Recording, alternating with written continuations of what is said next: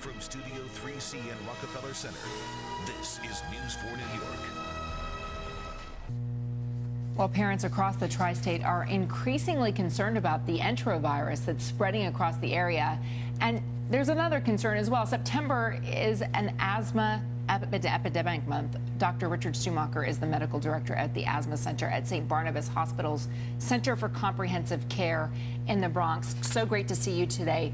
I want to start with enterovirus because it's making news headlines around here. And as the parent of two small children myself, it makes you sit up and take notice. Here's a list of the symptoms. We're getting this from the CDC. Fever, runny nose, sneezing, cough, skin rash, mouth blisters, body and muscle aches. I know your hospital has not seen any cases so far, but what do you tell parents who are going to be on the lookout now for these kinds of symptoms? Well, I'm letting them know that they shouldn't become overly concerned, and they shouldn't become too fearful. All these symptoms that that the CDC has released can kind of cover many, many different diseases.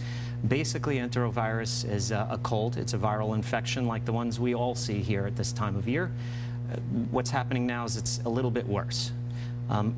What's happening with the patients who are getting enterovirus, the specific strain of D68, is that it's affecting certain children a little bit more than they would other ones. All right, and so because of the serious consequences for these few children, it has doctors and parents on the lookout for the virus itself. Let's turn to asthma, which is your specialty. Why are you concerned, and what is it about asthma that all of a sudden we're seeing so many children struggling to breathe? Well, I'll tell you what, it actually does tie into the enterovirus and this time of year. We know the end of August and early September is when viral infections increase dramatically. And that's one of the factors and one of the triggers for an asthma exacerbation.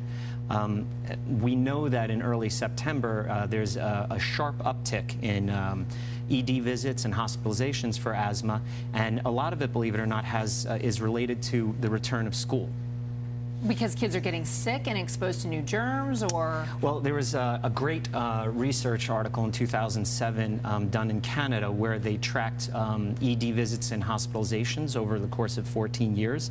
And they saw literally in week 38 of every one of those 14 years, approximately 17 days after Labor Day, there was the highest level of ED visits and asthma exacerbations requiring hospitalization. Well, then why, and what do we do to prevent that? Very good question. The reason why they suspect in this article is that all these children during the summertime are doing better. They're out of doors, they're playing. So their asthma medications are a little bit on the lower side. They don't need as much. And then they get into school, and there's an increased rise in rhinovirus, particularly. Enterovirus is also one of the other viruses, influenza, and it's causing respiratory diseases. And they're inside the school district, they're inside the school, and so they're handing it off to each other. And it becomes almost like an epidemic that we see approximately 2 weeks after they go. How old are kids when they first start showing symptoms of asthma? They could start showing symptoms of asthma at any age, to be quite honest. There are certain infections that you can get as a child, bronchiolitis, RSV, that present like an asthma exacerbation. And I'm sure you've seen it around, if not your own children and other children, where they have a little bit of a cough, a little shortness of breath. No, I'm keeping my kids in a bubble. Like, all of this terrifies me.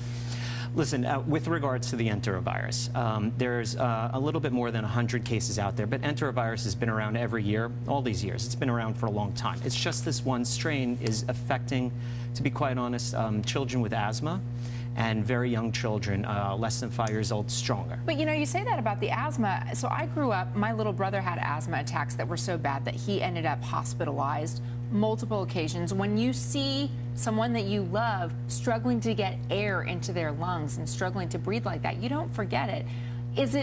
Does it run in families? Is it autoimmune? If you're worried about your child having asthma, and now there are a lot of parents who are, what do you do?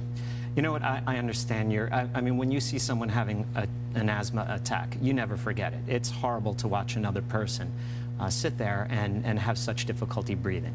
I'll tell you, With regards to asthma, it does run in families. There's also a lot of environmental factors.